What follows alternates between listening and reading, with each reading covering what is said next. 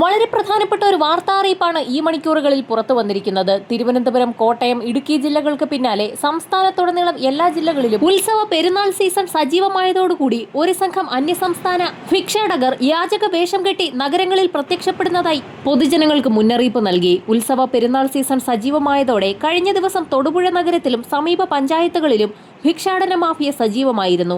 ആരാധനാലയങ്ങൾ, ഫുട്പാത്തുകൾ, bus സ്റ്റാൻഡുകൾ, തെരുവോരങ്ങൾ, ഭക്ഷണശാലകൾ, bus കാത്തിരിപ്പ് കേന്ദ്രങ്ങൾ എന്നിവിടങ്ങളിലെല്ലാം ഭിക്ഷാടകരുടെ സാന്നിധ്യമുണ്ട്. മലയാളികൾ ഇക്കൂട്ടത്തിലില്ല എന്നുള്ളതാണ് വിചിത്രം. ഭൂരിപക്ഷവും അന്യസംസ്ഥാന തൊഴിലാളികളാണ്. പകൽ യാചകവേഷം കെട്ടി നഗരത്തിൽ പ്രത്യക്ഷപ്പെടുന്ന ഇവർ രാത്രികാലങ്ങളിൽ അപ്രത്യക്ഷമാകും.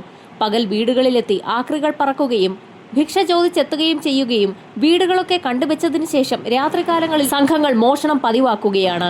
അംഗവൈകല്യമുള്ള ഭിക്ഷാടകർ തനിയെ നഗരത്തിലെത്തുന്നതും ദുരൂഹമാണ്. വൈകുന്നേരങ്ങളിലും രാത്രി വൈകിയും ആളുകൾ വീടടച്ച് കൂട്ടത്തോടെ ഉത്സവപ്പറമ്പുകളിലേക്കും മറ്റും പോകുന്നതാണ് ഇവർ മുതലെടുക്കുന്നത്. ഈ സമയത്ത് പല വീടുകളും കുത്തിത്തുറന്ന് മോഷണം നടത്തുകയും ചെയ്യും. സ്ത്രീകളും പുരുഷന്മാരും ചെറിയ കുട്ടികളും ഭിക്ഷാടകരിലുണ്ട്. ഇവർ കുറ്റകൃത്യങ്ങളിലോ സാമൂഹ്യവിരുദ്ധ പ്രവർത്തനങ്ങളിലോ ഏർപ്പെട്ടാൽ മാത്രമേ പോലീസിനും ഇടപെടാൻ സാധിക്കൂ എന്നതും വെല്ലുവിളിയാണ്.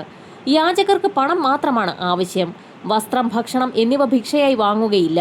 വ്യാപാര കേന്ദ്രങ്ങളിൽ കയറിയും പണം ആവശ്യപ്പെടുന്നുണ്ട്. തിരക്കേറിയ ഇടങ്ങളിൽ വണ്ടിക്കൂലിക്ക് പണമില്ലെന്ന് പറഞ്ഞ് മാന്യന്മാരായി പണം തട്ടുന്നവരുമുണ്ട്. ചിലർ ചായക്കാശായും മരുന്നിനായും പണം ആവശ്യപ്പെടും. പിന്നീട് ഇവർ ഏതെങ്കിലും മദ്യശാലകൾക്ക് മുൻപിൽ നിൽക്കുന്നതും കാണാം.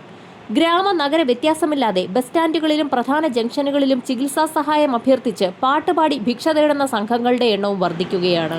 ഭിക്ഷാടകർ നഗരത്തിൽ സജീവമാകുന്നത് പരിശോധിക്കുന്നതിനോടൊപ്പം അന്യസംസ്ഥാന തൊഴിലാളികൾ നേരിട്ട് നടത്തുന്ന പാതയോരങ്ങളിലെ കച്ചവട കേന്ദ്രങ്ങളിൽ ആരോഗ്യ ലഹരി പരിശോധനയും കർശനമാക്കുമെന്ന് ആരോഗ്യവകുപ്പ് വ്യക്തമാക്കി. ക്ഷേത്രങ്ങളിൽ ഉത്സവങ്ങൾ ആരംഭിച്ചതോടുകൂടി ഭിക്ഷാടകർ കൂട്ടത്തോടെ എത്തുന്നത് പതിവാണെന്നും ഇവർക്കെതിരെ ജാഗ്രത പുലർത്തണമെന്നും പൊതുജനങ്ങൾക്ക് മുന്നറിയിപ്പ് നൽകി.